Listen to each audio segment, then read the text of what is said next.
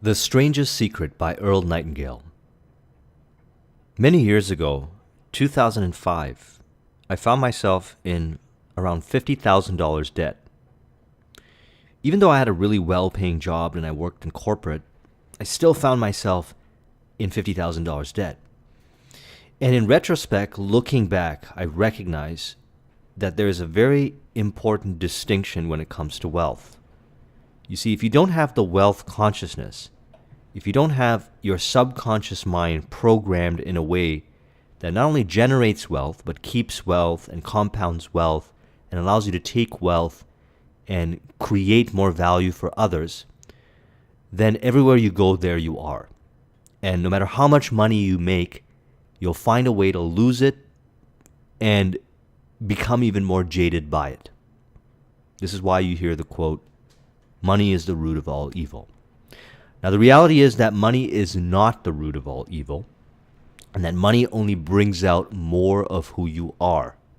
And that if you don't get your subconscious mind right, if you don't program your subconscious mind to really understand that value is about, or money is about value, it's about your service to others in which you're rewarded with money, in which you reinvest back in yourself and others to generate more money. If you don't understand that philosophy, then you need to go back into your subconscious mind and program it, because if not, you're always going to end up losing it. Now, when I found myself in $50,000 debt, I was very upset at myself because I came from a background where I didn't have a lot of wealth. In fact, my family came from very humble beginnings. And I worked really hard, long hours, to be able to create a name for myself in corporate, to build myself up. But yet I found myself in $50,000 debt. So it was around that time where I was introduced to Think and Grow Rich by Napoleon Hill and The Secret by Rhonda Byrne. And when I came across The Secret, I watched it over and over again because I recognized that there was some profound truth in it. Same with Napoleon Hill's Think and Grow Rich. And I read it so much, and I studied it so much, and I internalized it so much that I watched my behaviors change. The Secret and Think and Grow Rich created behavioral change in me. I started to look at the world different. And the net result, the concrete result, was within a few short years, I found myself out of debt, and I've never been in debt since. I successfully reprogrammed my subconscious mind and removed the areas of scarcity surrounding money, surrounding wealth. Now, fast forward many years later, I'm constantly, and I recommend that you constantly work on yourself to remove any type of scarcity mentality that you have in your subconscious mind. That comes from early stages in life, could even be from genetic wiring, wherever it is, information that stimulates your mind, that shows you that you are the effect, or tells you that you are the effect rather than the cause, and denies your internal drive to go out and create value for others and receive abundance in exchange so you can build yourself up and contribute to others. We have to constantly be working on this. Now, about a month or so ago, I released my video on the power of the subconscious mind by Joseph Murphy. I'm going to link it in here. If you haven't seen that, I recommend you watch it over and over again, and then also go out and get the book. Because when it comes to reprogramming your subconscious mind, it's the repetition that matters. We are constantly bombarded with information every day that is stimulating our mind, either positively or negatively. And our goal is to be able to filter that information and ensure that only positive information is going into our mind and programming our subconscious mind so it creates behavioral change. And that behavioral change is going to get you to automatically do the actions which form the habits that is going to produce the results that you want. So today I'm going to discuss The Strangest Secret, because a few years after I got myself out of debt and I bought my first house, I came across The Strangest Secret, which is a 30-minute audio. And again, I listened to it over and over again because the magnitude of it. Someone might think, like, why would you listen to a 30-minute audio over and over again? You have to understand the power behind this audio. Embedded in this audio is certain frequency and vibration and sequence of words. Okay, words have a lot of power that are set up in the right way, that are designed to change your behaviors. When you listen to it over and over again, it goes and programs your subconscious mind in a way that's beneficial for you if what you are looking to achieve is success, whether it's wealth, whether it's success in friendships, relationships, education. It doesn't matter what it is, the Strangest Secret can help you. Why? Because it gets you to program or reprogram your subconscious mind. It gets you to look at reality different.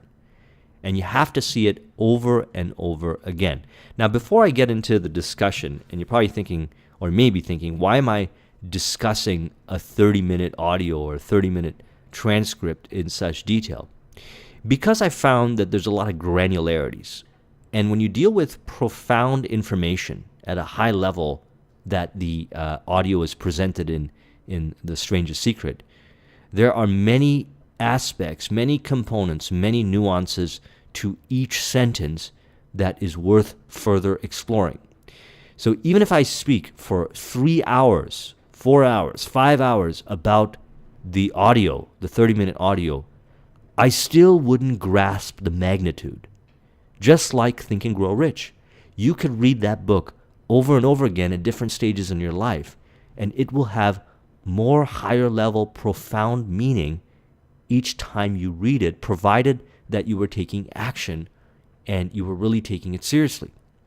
So I want to make this video because I don't see that there's any other discussion on Earl Nightingale's Strangest Secret on YouTube, and I want to break it down from my perspective, and I want to continue making videos of this for your benefit and also my benefit because, like we said, it's the repetition, repeating over and over again the profound information that programs your subconscious mind. So let's go a little bit back here and look at Earl Nightingale.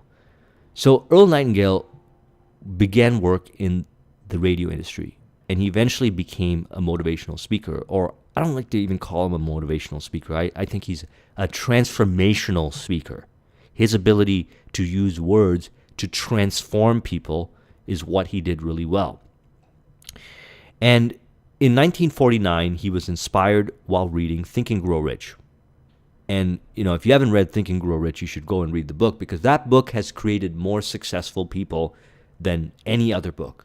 Okay, Napoleon Hill invested his whole life to meet and interview and dissect all the principles from some of the most powerful, wealthiest people of that time, who really understood the components of what made somebody successful. And he distilled it, concentrated it, and packaged it in Think and Grow Rich. So it's no surprise that Earl Nightingale was inspired by Think and Grow Rich. So what happened was that he realized that the 6 words he read were the answer to the question he'd been looking for. And that is, we become what we think about. And that's what we're going to discuss further in this video. But he recognized that he had been reading the same truth over and over again from the New Testament to the works of Emerson. In other words, we become what we think about is embedded in any philosophy out there. Okay, it's embedded in the Bible. It's embedded in The Secret. It's embedded in Think and Grow Rich. It's embedded in just about any personal development book, including The Power of the Subconscious Mind, or any type of audio program or ever that you can ever come across. Or if you meet someone who has acquired success, if you strip down the essence as to who they are and what translated to their success, you'll find that it relates to the fact that we become what we think about. In other words, our thoughts, which are oftentimes driven by the subconscious mind, okay? The voice in your head, that voice is going to get you to take the actions. And the actions is what produces results. So if your thinking is not right, then your actions are not going to be optimal. So the key here is to reprogram how we think, how we look at reality. And it's from that place that we can, like an architect, create what we want in physical reality.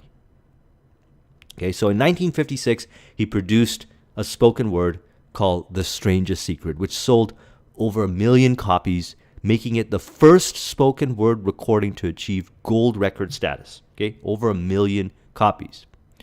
And, went on to create the Nightingale Conant Corporation with Lloyd Conant. Now, let's look at the website here. If you look at the authors and partners of Nightingale Conant, you'll see that there are some big names, some heavy hitters here. You got Brian Tracy, David Hawkins, Deepak Chopra. You've got Jack Canfield, Jay Abraham, Jim Rohn, Joe Vitale, Marianne Williamson, Napoleon Hill, Mihai Csikszentmihalyi, who wrote the book Flow, Peter Diamandis, big names, Stephen R. Covey, Seth Godin. Okay, pretty much everyone in the personal development industry has been somehow involved with Nightingale Conant. Okay, so this goes very deep. I know some people and some of my clients who have worked for Nightingale Conant, who had the opportunity to hang out with Earl Nightingale. Okay, some really powerful stuff. So what I'm going to discuss right now, The Strangest Secret, is really, you can look at it as kind of the genesis or the early start of the personal development movement, the transformational movement. The movement that was designed to teach people in a way that was pragmatic, practical, to create behavioral change. You take someone who did not have success or was not able to get results, and you transform them through education, through very specific kinds of education that's not available in school for some reason, because I really believe you have to be ready and open for it. If someone is not willing, open, and ready to receive this information, they're always going to interpret it the way they want to interpret it. There's a saying that goes, we only see what we want to see. And if you want to achieve success, if you want to get a high level of create wealth in a way that it contributes to others' lives, if you want to do it in a holistic way, then chances are you will be drawn to this information and you will be drawn to the strangest secret. So these are some quotes and excerpts from the audio, and I'm going to discuss them further.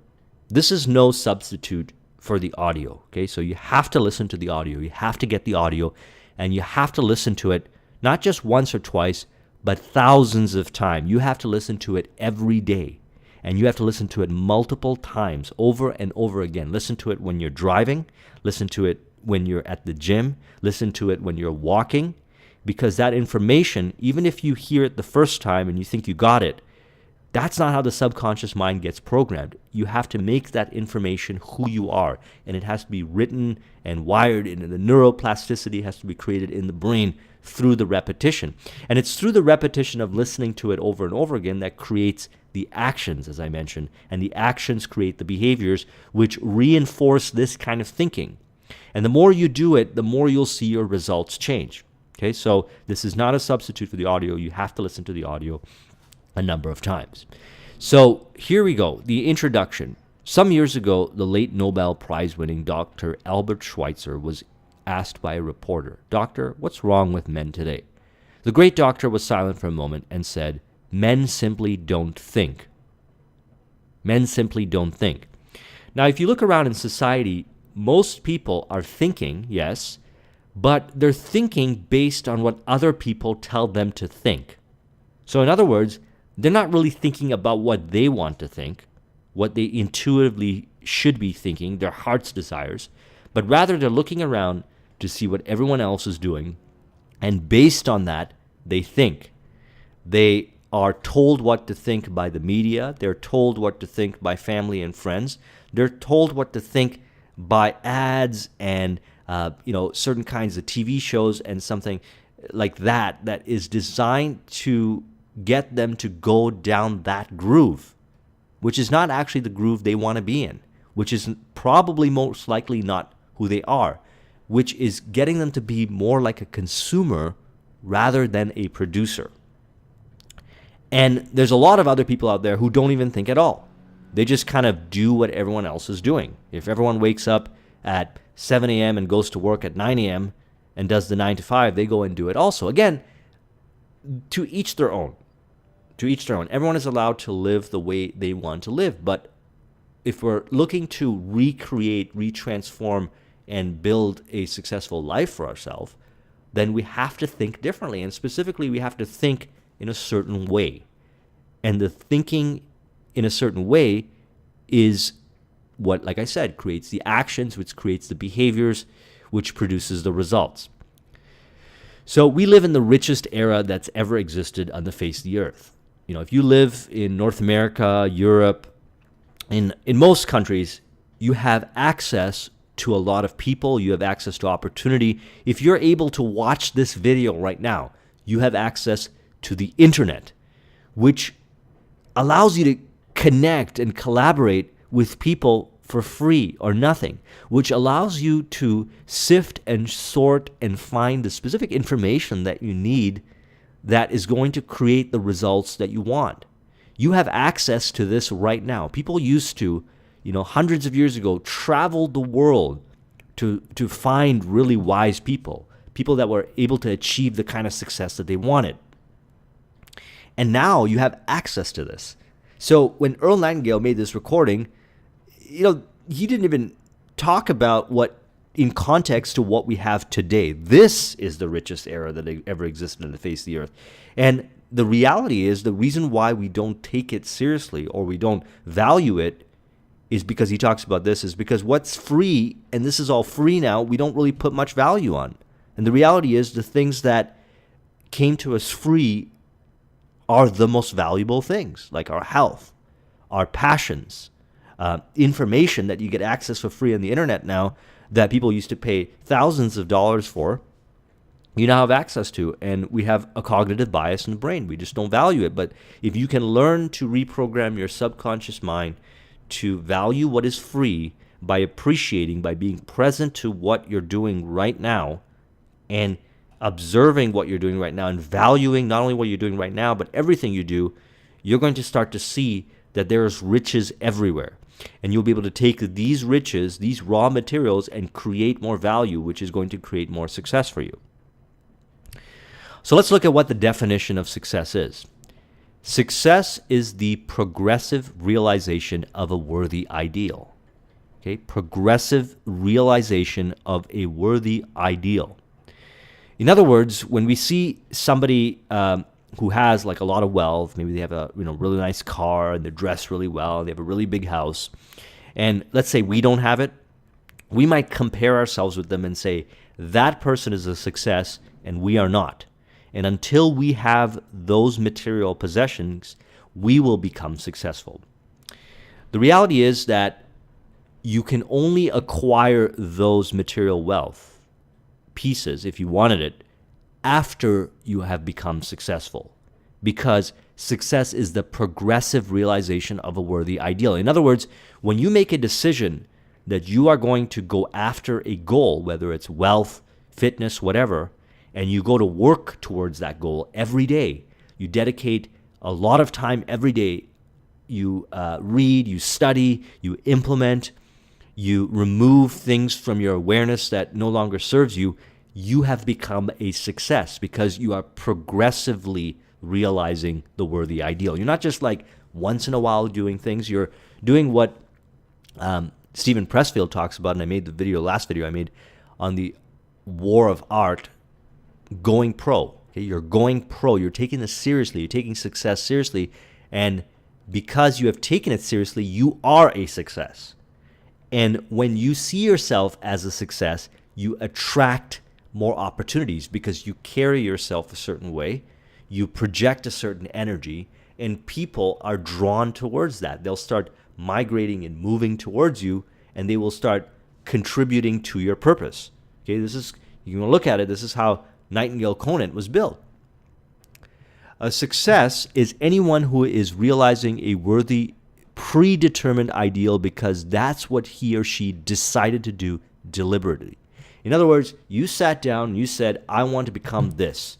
And you created a very clear vision and you got concrete and you put the numbers down. Specifically, I want to make X amount every month or Y amount at the end of the year. And I want to do it by having my own business. And I don't know what my business is going to be, but I'm going to research and I'm going to figure out all the opportunities that I have right now within my awareness. You do that. You sit down and you become concrete like that. And actions create clarity. So the more actions you take in that direction of trying to figure out and getting more clear, the more you will become set and magnetized towards the opportunities. You'll also recalibrate your reticular activating system, so you cut out all kinds of things that don't matter to you, not from a forceful perspective, but a natural perspective, because what you're doing is you're reprogramming the subconscious mind. And when you sit down and you create this very deliberate goal, well, now you are a success. And understand something, success is relative. Let's say you meet that person, or you look at that person who's got the, $300,000 Lamborghini. Well, there's someone who has a better car than that person. Someone can have a Porsche Carrera GT, or someone can have a Bugatti or a special edition. There's always going to be someone that has a higher level of material success. Or if somebody's excessively fit and they're very lean and they got big muscles and whatever, there's always going to be someone bigger. There's always going to be someone leaner. And if you're all about chasing and seeing something outside of where you are as success, you're never ever going to get there, because when you get to a certain level of wealth, that's never going to bring you happiness, and you're always going to be chasing a further and further high deal. Now, if you see yourself as, I value what I'm doing right now because I know I'm taking the steps towards a predetermined worthy ideal, then you can consider yourself a success right now. And you are making steps, and you will start to create more wealth. For example, in making money, if you set out on a deliberate plan and you go to work on it, maybe the first month you'll only make $100. And then the second month you'd make $200. And in the third month you can make $500. You have essentially become successful. And if you stick with it, you will enjoy, you will gain, you will benefit, you will learn more, you will optimize, you will attract the right people, and that success level will go higher and higher and higher. And most importantly, you will enjoy every step of the way, and you will project the energy of success. Success is an energy. You can feel it when somebody is successful. Okay, there are people out there that have, tens of millions, 30 million, $100 million, and are walking around in society, and they don't have the energy of success. Okay, because they always want to get to a higher level, and they don't project this energy outwards. In fact, they seem oftentimes miserable. And there are those that have far less wealth. They might only be making $100,000 a year or $30,000 a year, but they're doing what they love to do, and they have a certain energy to them, and that energy is being projected outwards. That energy that's projected outwards is picked up by people, and those people are drawn towards them because they have vibrancy. They have the aura and the energy of success. So that's what success is. Success is not the end result. It is a progressive realization of a worthy ideal. Now note the concentration and very specific use of words. Progressive realization, okay? Not just doing this on the side. It's determination and putting and going all in, all right? Taking it very seriously, but not from a place of, overly aggressive. Actually a place of calm, but very specific, knowing what the steps are, learning what the steps are, figuring out how to optimize what the steps are, taking the steps with a lot of presence, with a lot of power and warmth, which are the components of charisma, power, presence, and warmth. And then moving forward towards a worthy ideal in a way that removes distraction, removes things that don't serve you.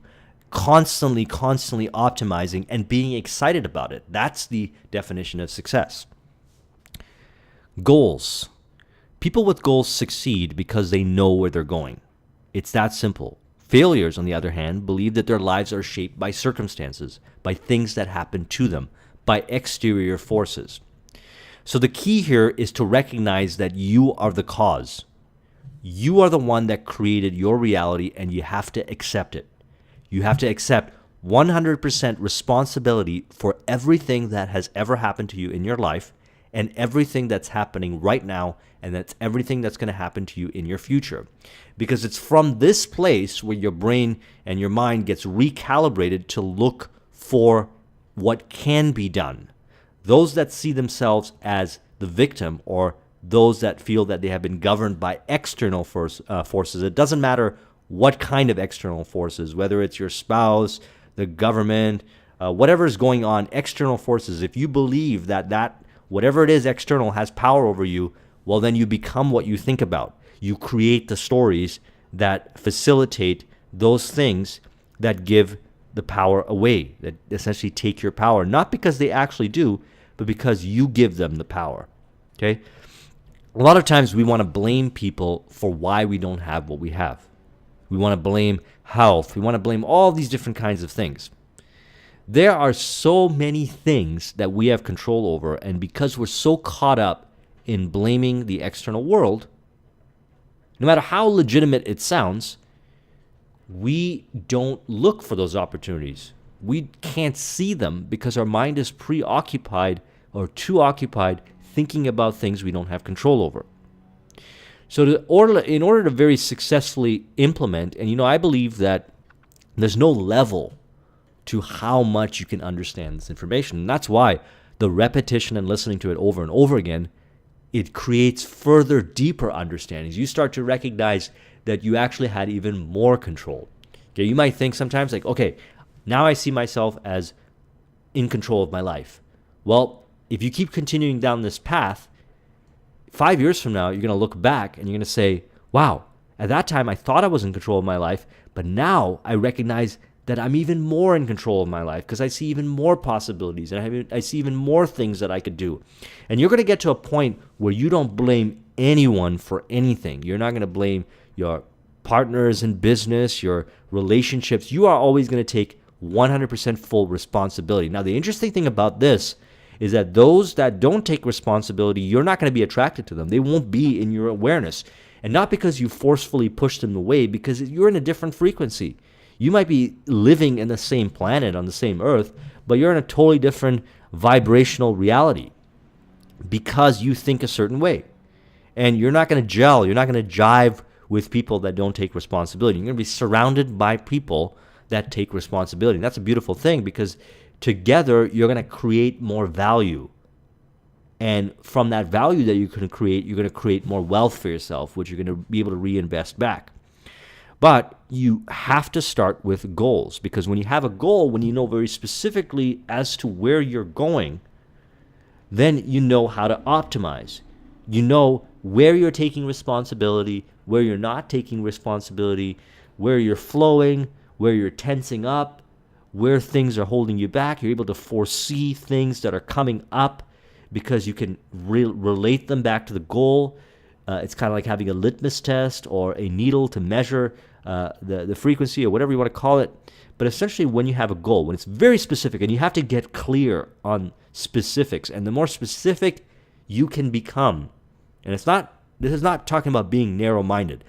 When you go out and you go and chase your goal and you achieve your goal, during the process, who you become and what you learn, what you understand, is going to be far more profound than the actual realization or the materialization of that goal. Because once you've got that understanding, you'll be able to create higher level goals and you'll keep raising the bar up. This is one of the things that's helped me the most in business. I set goals because, when I left corporate in 2009 and started my business, I had a very good foundation of understanding these philosophies right here. And, it doesn't mean I had mastery over it. And I don't believe I have mastery over it now. And I don't believe I'll ever have mastery over it because I'll constantly learn more and more and more. But I would just continuously keep raising the bar. And anytime I deviated from this process, I would lose clarity. I would lose my goals. I would flounder and, not do things optimal. When you've got goals and you get clear on what they are and you know the specifics, you can optimize from there. You can check to see if you're on course, off course. You know who to communicate with, who not to communicate with, what to do, what not to do, and it'll be very apparent. And you'll be reprogramming your subconscious mind in the process because you'll be visualizing your goals. You'll be working towards your goals. You'll be thinking about your goals, and we become what we think about. And you will automatically take the actions. Okay, the actions will become easy. This is not going to seem like work. One of the myths about business creating wealth through business is that it's hard work. Yes, in the beginning, it's hard work because you see it as work. After a bit of time, after you really internalize these concepts, you recognize that those are just actions you have to take, and everything that's a challenge is like a puzzle. And sometimes it's very hard, okay? When you're caught up in the turmoil of events, the puzzle can seem so overwhelming. But if you equip yourself with this kind of thinking, the puzzle's not going to seem as overwhelming. And the more you progress, the more you program your subconscious mind, and the more you're going to enjoy the puzzles. Okay, you're going to see business as a gigantic puzzle. And the more puzzles and sub-puzzles you solve in your business, the more wealth you'll create, the more you'll be able to give back to others. We become what we think about is the essence of the strangest secret. However, as simple as the saying goes, it's very hard to internalize it in the beginning, and you get better and better through repetition and action. Don't make the mistake that if you've heard it once, or even if you've heard it thousands of times, that you have internalized it. Always listen to it in a way that you're discovering it for the first time. This is going to have more profound impact on you. We become what we think about, and we have to observe and have a high level of awareness in every step of everything we do every day to recognize if we're either understanding and implementing this philosophy or deviating from it, because that's what's going to program our subconscious mind. Okay, so Marcus Aurelius, the great Roman emperor, said, "A man's life is what his thoughts make of it." Disraeli said this, "Everything comes if a man will only wait. A human being with a settled purpose must accomplish it, and nothing can resist a will that will stake even existence for its fulfillment." And not from a place of force, okay? This doesn't mean that, you chase your goals and you're very overly tense about it, because you're just going to burn yourself out. Relax. Take a step back and understand that the steps are going to get you there. You take the steps, but you're focused and you're moving towards the goal. Okay, and if you are willing to do whatever it takes to achieve the goal, and you know what the steps are, in other words, you predetermined, you wrote down the plan, you know what the steps are, and you're willing to do all those things to achieve that goal, then go at it, put in the time and energy from morning till night, and that's progressively realizing that goal. And if you're going to do it all the way till the end, till you achieve the goal, then you are living a meaningful life. And even if it takes you an entire lifetime to achieve that goal, you are living a meaningful life. William James said this, "We need only in cold blood act as if the thing in question were real, and it will become infallibly real by growing into such a connection with our life that will become real. It will become so knit with habit and emotion that our interests in it will be those which characterize belief." He continues, "Only you must then really wish these things, and wish them exclusively, and not wish at the same time 100 other incompatible things just as strongly." This is a very important, one of my favorite parts in audio, actually, because you can wish to get a result. You can wish to get success. Remember, whatever success looks like to you, you can wish to hit that goal, whatever your goal is. And, there's going to be days where you're going to be on, and you're going to be in flow, and you're going to be moving forward. And there's going to be days where you have incompatible thoughts in your mind. Incompatible thoughts that drive incompatible actions. Your subconscious mind is going to get you to do things that is going to hinder your progress. You have to be able to catch yourself when you are doing these things. And you have to be able to stop back and say, I'm going to rewrite the story. For example, say your goal is to become a masterful communicator. Okay, that's one of my goals. I want to become a masterful communicator. Now, masterful communicator is very relative. Okay, the higher the level, and you keep going on, again, it's a progressive realization. And I recognize that if I'm walking down the street, if I'm communicating with people, and if I feel any tension towards talking to anyone, that is the opportunity that I need to work on. So I note, I write it down, I put it into my phone, and I note, and I analyze it, I study. Why did I feel that way towards the person? What did the person say, and how did I respond to it? Because it's not what they said, it's how I responded to it. And what does that response mean? Where did it come from? Did it come from an early stage in my life? Is it something that's tied into one of my insecurities? What exactly is that insecurity? And what are the different things that I could do to overcome that insecurity? It's the granularity of these things, okay? The incompatible thoughts, they reveal to you the granularity of dissonance between what it is that you want to be and who you are right now. And you must be able to identify what these are and go to work on it. Dr. Norman Vincent Peale put it this way: if you think in negative terms, you will get negative results. If you think in positive terms, you will achieve positive results.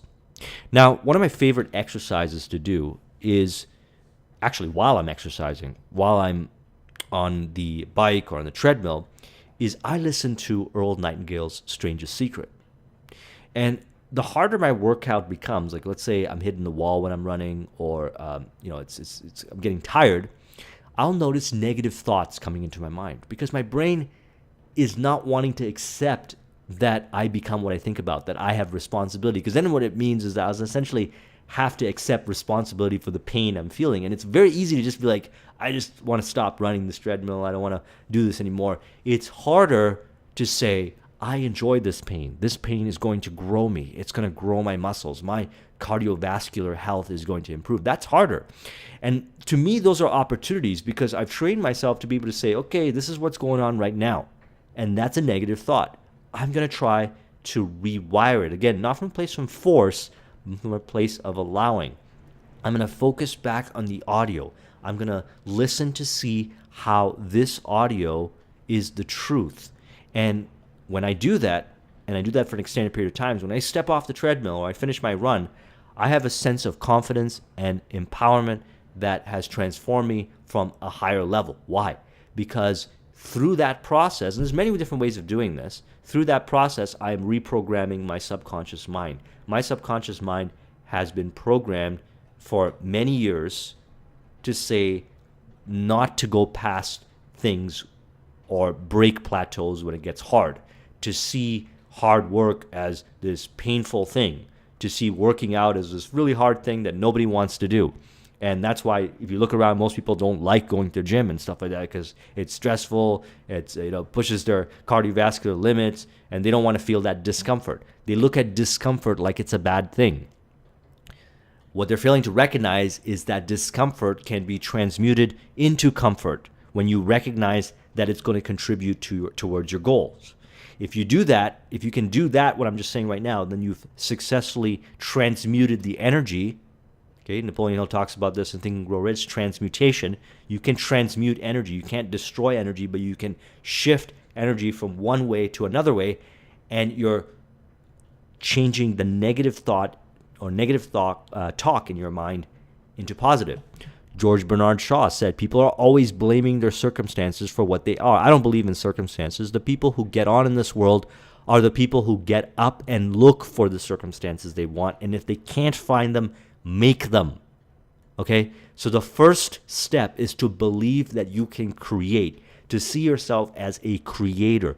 You are going to create the circumstances, even if there is no circumstances that have been written in some textbook, or if anyone else has not found the circumstance. You have to first believe that you can create that circumstance, and then you have to go out and look for those circumstances.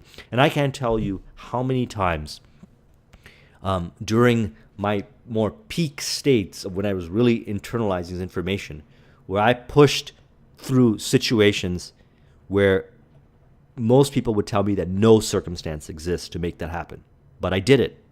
And the more I did it, the more confidence I built in myself. If you really want to build confidence in yourself, core, deep, grounded confidence, then look for circumstances to create what you want where others don't see it. That's how you create real confidence. You don't create real confidence by looking around and seeing what everyone else is doing or not able to do and then putting yourself in that same category. We become what we think about. The human mind is much like a farmer's land. The land gives the farmer a choice. He may plant in the land whatever he chooses. The land doesn't care what is planted. It's up to the farmer to make that decision. The mind, like the land, will return what you plant, but it doesn't care what you plant. If the farmer plants 2 seeds, one is a seed of corn, the other nightshade, a deadly poison, waters and takes care of the land, what will happen? You see, the land is going to return whatever you plant. It's not going to care. It doesn't care about ethics or emotion or what your feelings are. It's going to produce. And that's how the subconscious mind works. Your subconscious mind is going to return whatever you put into it. You have to make a decision that you're going to remove all disempowering information from growing into your mind if you really want to take this seriously, if you really want to achieve your goal. Once you do that, replace what you are putting into your mind with uplifting, positive information, positive books, research and study in the area of your choice from an empowering way. And then your subconscious mind is going to make that your reality. You're going to transact differently. You're going to communicate differently. You're going to do things differently, which is going to produce the results. Most people are programmed by television or information that might seem entertaining on the surface, but at a deeper level, it's disempowering them. Certain music that they listen to might seem entertaining on the surface, but the words are disempowering. The words tell you that you're not in control. The words tell you that somebody else is responsible for your happiness, and they are programming their subconscious mind with it. And for the longest time, I was doing this also. So now I'm very conscious on the kind of information I'm consuming, the music I'm listening to, the people that I'm around, the books that I read, the environment that I'm in, because I recognize that the subconscious mind does not give you a choice of what it accepts as reality. It just takes in whatever it sees and whatever it experiences and makes it reality. Okay, so whatever's being planted into your mind right now, consciously you can't control it if that information is going in right now. So what you can do is make the conscious decision to remove yourself from those kind of places where that negative information can go in, and then place yourself in situations and environments where positive or worthwhile information goes in. Number one. And number two, understand something. If you have been predominantly negative for a long time, you're going to come up with all kinds of reasons as to why you need to watch that TV show, why you have to listen to that music, why you have to associate with those people.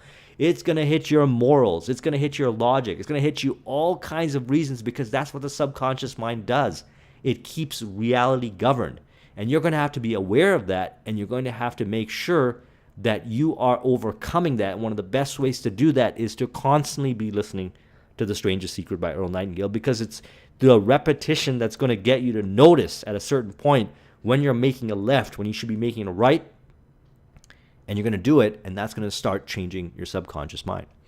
So in application, the things that cost us money are actually very cheap and can be replaced at any time. A good man can be completely wiped out and make another fortune. Okay, this is after the wealth consciousness, and I talked about this earlier, has been deeply rooted into the subconscious mind. A man can be wiped out of the wealth because of environment or marketplace, because the marketplace goes up and down and so forth. But they're able to look for opportunities and pull themselves back up and create another fortune, because their subconscious mind, they have genuinely created and deeply rooted wealth consciousness. You can do this several times. Even if a home burns down, we can rebuild it. But the things we got for nothing, we can never replace. So you can't replace your health for the most part. If you have been not investing in your health for many years through unhealthy eating, not exercising, not taking care of yourself, you're setting yourself up for a place where if you have to do something, you're forced to do something because your life depends on it, it's going to be hard to revert back. So the key is to start now. It doesn't matter where you are in life. You have to start now. You have to apply what we're talking about here, and you got to start now, because this is going to form the habits. And if you take care of your health now, you're going to be able to maybe undo some of those negative beliefs. For example, if you smoke cigarettes, if you quit smoking cigarettes, your lungs will start to heal themselves. If you stop eating the foods that are not good for you, your body will start to heal itself. Okay, and then you might be able to even go back to a place where you never experienced any of those negative things that has been destroying your body. Your mind, which is very important. most people don't understand the value of their mind. Okay, your mind, you are who you are based on the stimulus that has been put into your brain by the environments that you are in. Now that you understand that this is what it is, or maybe you have known this and now you understand it even more, or my hope is that you do understand it even more, you're going to take even more care. But we have a bias. What we've gotten for free, we don't really value. So what we have to do is start valuing the things that we got for free and start valuing everything you do every day. Look at the blessings in your life. Have real, authentic gratitude towards the things that you have that don't cost anything, especially your mind. And once you start valuing your mind, you authentically love and care and respect for yourself. Have respect for yourself. And when you can have authentic love and respect for yourself, you will attract more respectful, loving, authentic people into your life. And you'll be very conscious as to what kind of information goes into your mind. I could always tell how much a person loves and appreciates themselves based on what they will allow into their mind. How much care and how much filters they have put in place to prevent negativity from coming into their life, because they recognize that by having positivity come into their life, they're able to be more of a higher level value creator or value creators for others. And by creating more value for others, you will get more wealth and abundance back to you. The more you decide on a goal towards your the moment you decide on a goal to work towards, you're immediately a successful person. And you are then in the rare group of people who know exactly where they're going. Out of every 100 people, you belong to the top 5. Don't concern yourself too much on how you're going to achieve your goal. Leave that completely to a power greater than yourself. All you have to do is know exactly where you're going. The answers will come to you of their own accord at the right time. Once you know exactly where it is you're going, from that place, you will be able to determine what kinds of information should be going into your subconscious mind and which information should not. Okay, it's going to be very clear cut. You're going to see it, you're going to feel it. You might violate it, but you're going to know it. And then you're going to have more power. And the more you keep making right decisions, the higher the likelihood that you'll be able to create the end result. So as esoteric as this concept might seem, it's actually quite pragmatic. It's grounded in reality. So he has a 30-day plan. If you follow this plan, then, and I followed this plan many times in my life. And I have hit many goals because I followed this plan since 2009 when I was first exposed to this audio. And I will continue to use this very simple process. And I'm going to elaborate on it to add more dimension. So it's very simple. Number one, write on a card exactly what you want more than anything else. It has to be one goal, a single goal, and something you're very passionate about. I put it in my phone, and then I read it 2-3 times in the morning and 2-3 times before I go to sleep. And as much as I can, I think about it all throughout the day. This gives me the very specific calibrator for my brain to be able to look for what is contributing towards that goal or what is not. Then stop thinking about what it is that you fear. Each time a fearful or negative thought comes into your mind, replace it with a mental picture of your positive and worthwhile goal.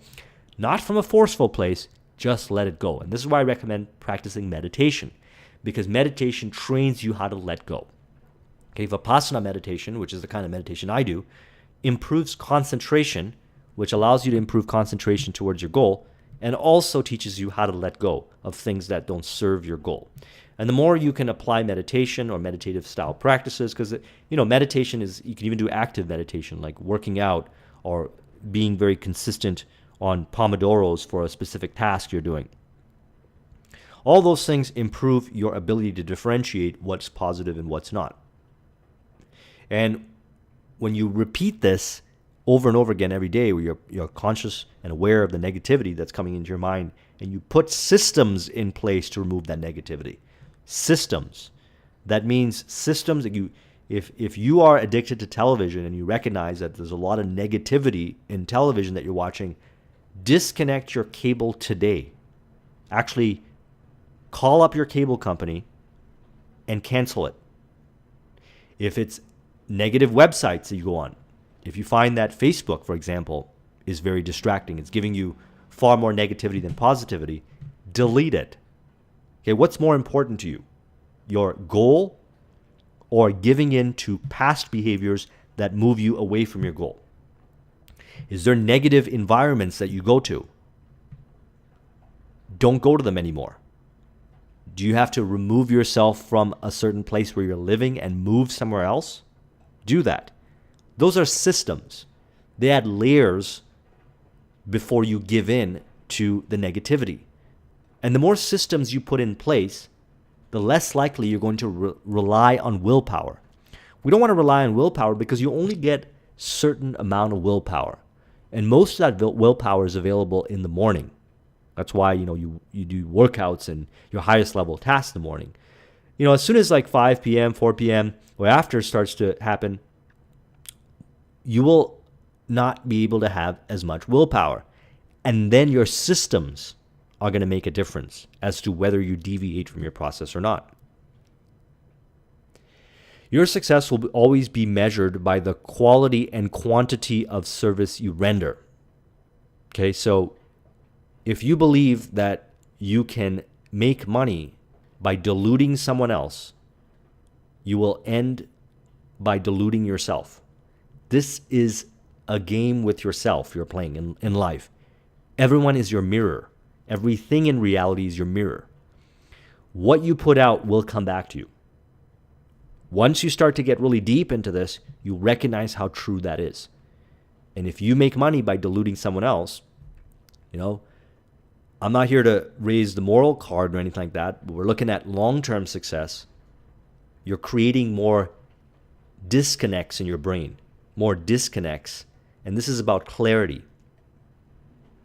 So if you go from a place of I want to create value and I want to get really obsessed with how much value I can create for others in my marketplace, a concrete value, not what you think is valuable, what the market thinks is valuable.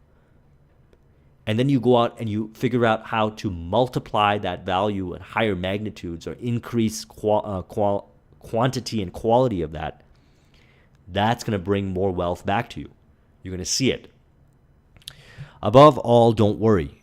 Worry brings fear, and fear is crippling. The only thing that can cause you to worry during your test is trying to do it all yourself. Know that all you have to do is hold your goal in front of you. Everything else will take care of itself.